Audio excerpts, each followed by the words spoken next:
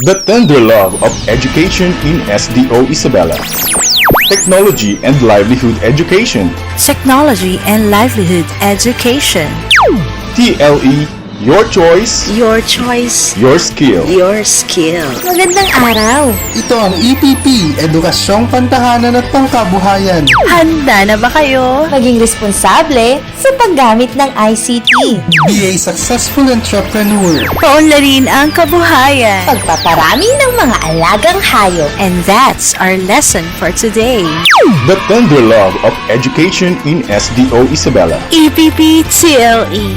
Your choice, your skill.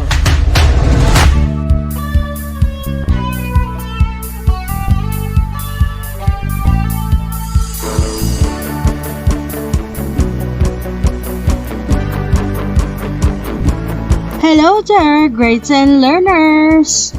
Welcome to another episode of Electrical Installation and Maintenance in grade 10 here at EPP TLE. Your choice, your skill. Tayo na sa Radyo Eskwela. Tayo na! Are you ready for another day of fun learning? Okay! I am your radio teacher, Ma'am Rhea Jane Valle Bernardo, your buddy. Come and join me and we will explore your favorite and exciting lesson only here in Radyo Eskwela sa Isabela. I know that you are excited about our new lesson. Okay! I am excited as well, and I have prepared interesting activities for you to answer. But before anything else, sit back and relax. Settle in your most comfortable chair so that you will enjoy our lesson and activities. Okay! Prepare your learning activity sheets together with your ball pen. Okay! Are you all set and prepared? Yay! It's good to hear that you're all set and prepared. Now, before we discuss the lesson, let's measure your understanding of wiring diagrams. Let's do it by having a short assessment. Okay! Are you ready, learners? Okay! Let's start. Here are the directions. Identify the term and write the correct answer in your TLE notebook. Are the directions clear? Okay! Number 1. A type of diagram that uses electrical symbols and shows the wire and termination and connections.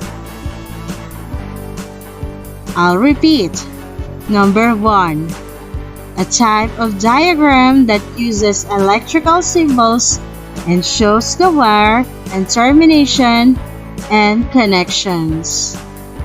I'll give you 10 seconds to answer.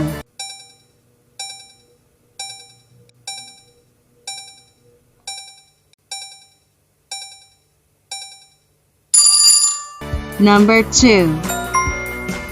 It refers to the simple visual representation of the physical connections and physical layout of an electrical system or circuit. I'll repeat. Number 2.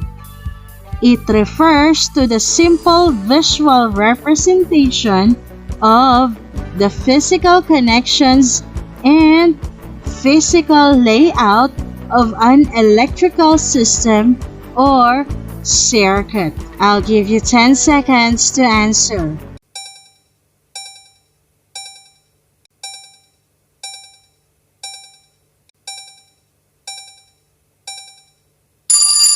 Number 3. It is a type of circuit that applies when electric current flows from its source back to the source without interruption. I'll repeat. Number 3. It is a type of circuit that applies when electric current flows from its source back to the source without interruption. I'll give you 10 seconds to answer.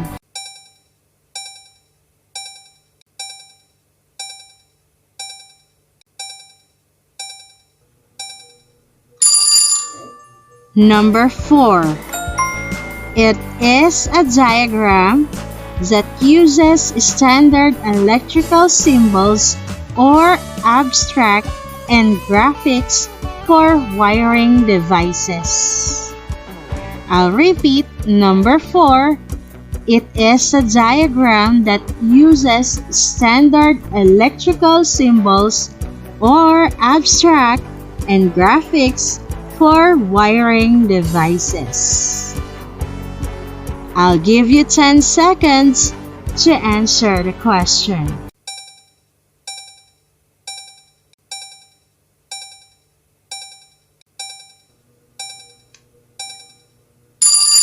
Last number, number 5. How many return wires are being used in 2-gang single-pole switches?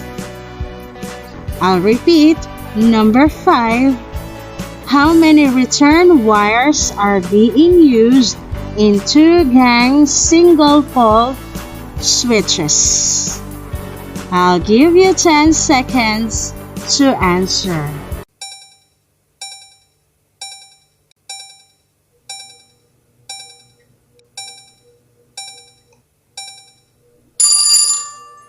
There you have it.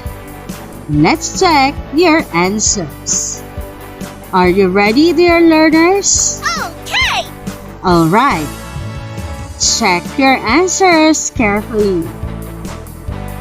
The answer for number 1 is actual connection diagram. And then number 2 is wiring diagram. Number 3 is closed circuit.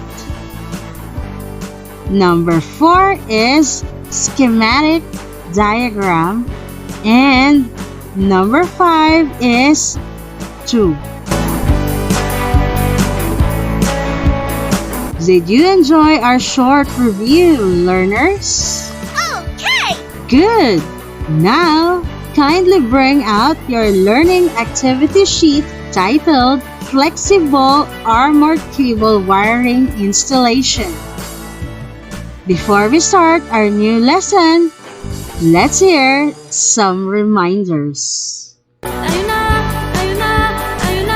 sa Radyo Eskwela. Tayo na, sa Radyo Eskwela. Tayo na!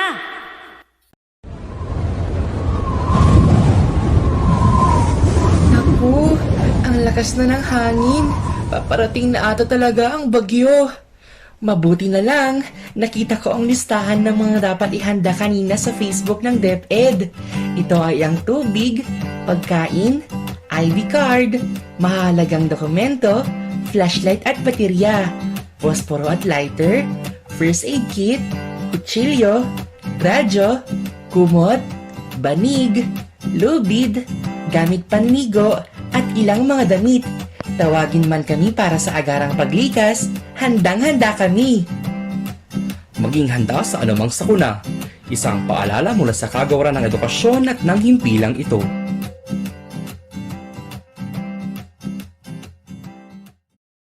Tayo na, sa Radyo Eskwela. Tayo na! And we are back, dear learners. You are still listening to an episode for Electrical Installation and Maintenance for TLE-10 here at EPP TLE, your choice, your scale. Still with me, Teacher Rhea. Our lesson for today is Flexible Armored Cable Wiring Installation. Flexible Armored Cable Type AZ is a fabricated assembly of insulated conductors walled in a flexible metal sheath and commonly known as BX. BX metal sheathing runs in a helix-like or twisted manner around the wire. BX cable is difficult to rip back without a special tool called roto split. In the absence of roto split, a hacksaw is an alternative. BX cable is safer due to metal armor protects well against accidental penetrations and is accepted by the National Electric Code or NEC. Alright, after this, you will learn how to install a lamp controlled by a single pole switch using flexible armored cable or BX cable. The wiring connection is just like a series circuit where all the components are connected in series. You must understand the following basic operations in cutting the armor, assembling BX cable to the junction box, installing bushing and connectors, and locking the connector in position. Are you ready, grade 10 learners? Okay! Alright. Open your learning activity sheet on page 14. You are going to do activity number 1. The directions are you are going to choose the best answer for each item. You will be given 10 seconds to answer each item. You are going to write the letter of your choice on your notebook. Let's start. For number 1, which of the following types of flexible armored cable has rubber insulated conductors inside the armor? A. Type AC. B. Type ACT. C. Type ACL. D. Type ACV. I'll repeat. For number 1, which of the following types of flexible armored cable has rubber insulated conductors inside the armor? A.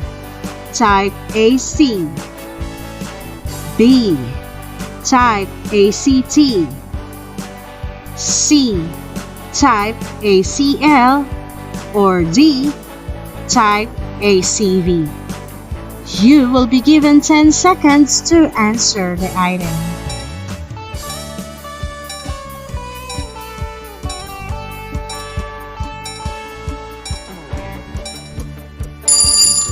Time's up! For number 2, which of the following types of flexible armored cable below has varnish cambric insulation? A. Type AC. B. Type ACT. C. Type ACL. Or D. type ACV. I'll repeat for number 2. Which of the following types of flexible armored cable below has varnish cambric insulation? A. Type AC. B. Type ACT. C. Type ACL. Or D. Type ACV.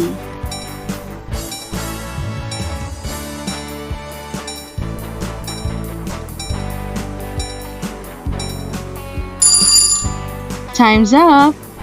For number 3. Which of the following of the options below has a rubber insulation and the lead sheet between the conductor and the armor used in flexible armored cable wiring installation? A. Type AC. B. Type ACT. C. Type ACL. Or D. Type ACV. I'll repeat for number 3. Which of the following of the options below has a rubber insulation and a lead sheath between the conductor and the armor used in flexible armored cable wiring installation? A. Type AZ. B. Type ACT. C. Type ACL. Or D. Type ACV. You will be given 10 seconds to finish the question.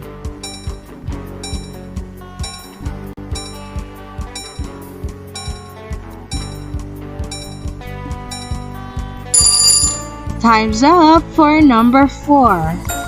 Which of these hand tools is appropriate in cutting flexible armored cable? A. Backsaw. B. Hacksaw. C.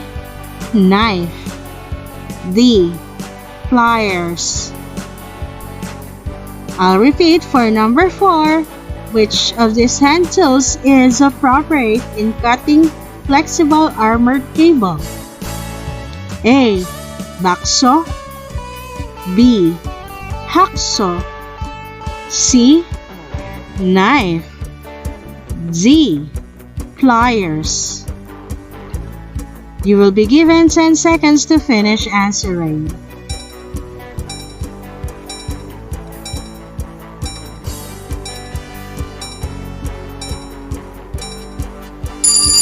Time's up for number 5. How long is the standard measurement of free conductor inside the outlet or switch point for making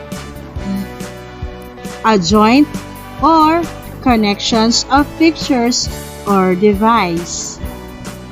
A. 100 millimeters. B. 120 millimeters. C.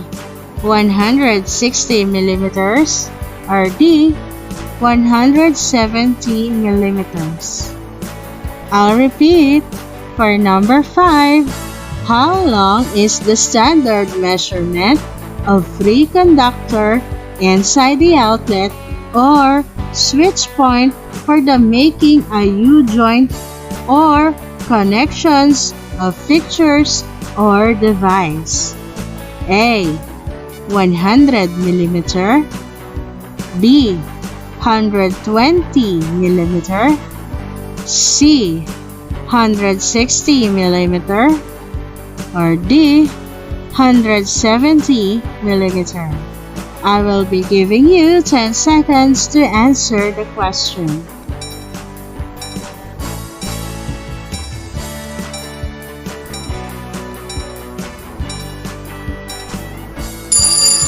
Time is up!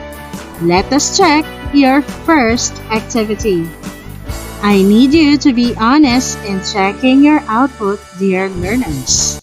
Can I count on your honesty? Okay! For number 1, Which of the following types of flexible armored cable has rubber-insulated conductors inside the armor?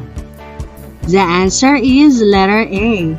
It was mentioned a while back in our introduction part. Did you get it right? Very good. Now, for question number 2. Which of the following type of flexible armored cable below has varnish cambric insulation? The answer is D. Type ACV is used only for exposed work in dry locations in buildings. Also used for industrial or commercial purposes. For question number 3, which of the following of the options below has rubber insulation and a lead sheath between the conductor and the armor used in flexible armored cable wiring installation? The answer is C. Type ACL can be used when exposed to weather or continuous moisture. Used for underground runs and embedded in masonry, concrete, or buried in a building during construction. Were you able to get the right answer? Very good. Now, for the question number 4. Which of these hand tools is appropriate in cutting flexible armored cable? The answer is letter A. Hacksaw can be used in cutting AC in the absence of roto split. Now for the last question. How long is the standard measurement of free conductor inside the outlet or switch point for making a U-joint or connection of fixtures or device? The answer is letter C, 160 millimeters. What is the result of your first activity? Did you get all the right answers? Wow! Amazing! It's now time to sum up our lesson. Listen carefully, dear learners. The wiring connection is just like a series circuit where all the components are connected in series. You also learned about the basic operations in cutting the armor, assembling BX cable to junction box, installing bushing and connectors and locking connector in position.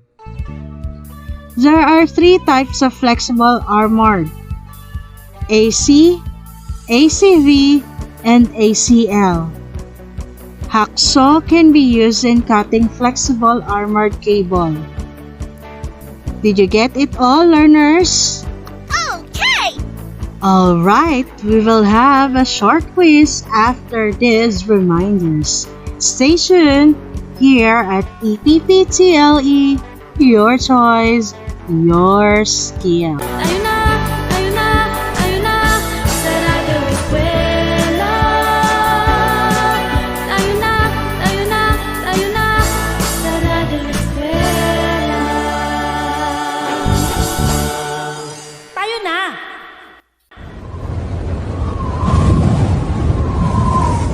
Naku, ang lakas na ng hangin. Paparating na ata talaga ang bagyo. Mabuti na lang, nakita ko ang listahan ng mga dapat ihanda kanina sa Facebook ng DepEd. Ito ay ang tubig, pagkain, ID card, mahalagang dokumento, flashlight at baterya, posporo at lighter, first aid kit, kutsilyo, radyo, kumot, banig, lubid, gamit panligo, at ilang mga damit. Tawagin man kami para sa agarang paglikas, handang-handa kami. Maging handa sa anumang sakuna. Isang paalala mula sa kagawaran ng edukasyon at ng himpilang ito. For your short quiz, You are going to list electrical materials to be used in installing one lamp controlled by a single post switch, one location using a flexible armored cable. You will be listing 14 materials to have a perfect score. Can you follow, learners?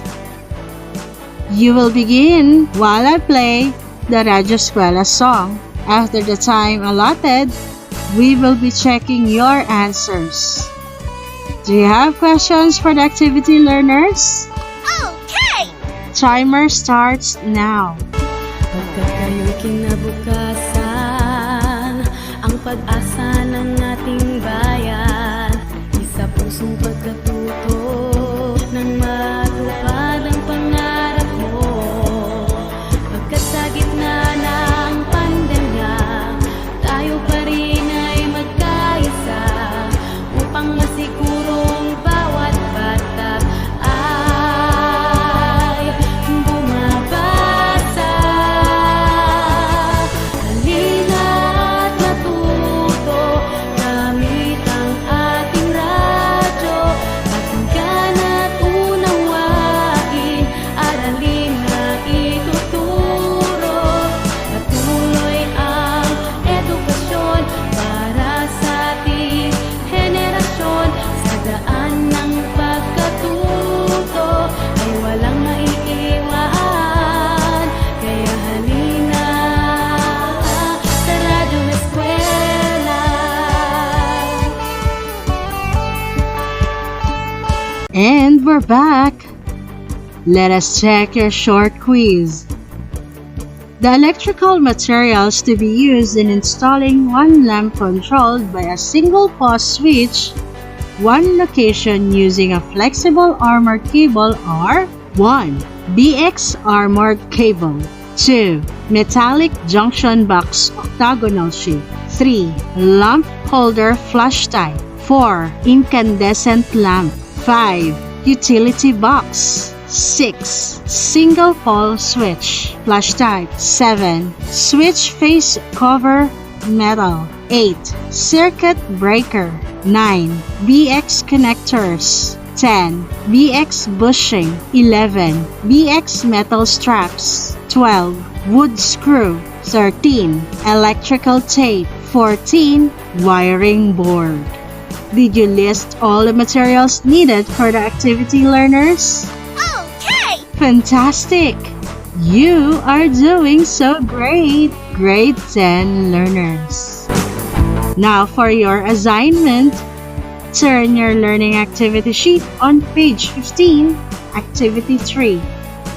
You will be installing one lamp controlled by a single pole switch using a flexible armored cable based on the given actual connection diagram. Can you follow? Okay! Be guided on the rubrics on how your performance will be assessed. Measurement, 20 points. Workmanship, 40 points. Includes bending, cutting, supporting, and horizontality and verticality. Speed, 10 points. Safety, 10 points. Use of appropriate PPE, 10 points. Proper use of tools, 10 points. For a total of 100 points. It is better if you are going to video your performance so that you will be assessed properly. Do you have clarifications with your assignment, learners? If you have any questions related to the topic discussed, feel free to message your TLE Industrial Arts teacher. You've just finished another lesson for today, dear learners. I hope you learned a lot. On behalf of the SDO Isabela RBI production team, I would like to acknowledge our script writer, Sir Romeo B. Bustillos. This has been your radio teacher, Ma'am Rhea Jane Valle Bernardo, reminding you all, halina, manood, makinig, at matuto. Dito sa Radyo Eskwela sa Isabela. Till next time, goodbye! Patuloy ang edukasyon para sa ating henerasyon. Sa daan ng pagkatuto ay walang may iwan. Kaya halina sa Radyo Eskwela!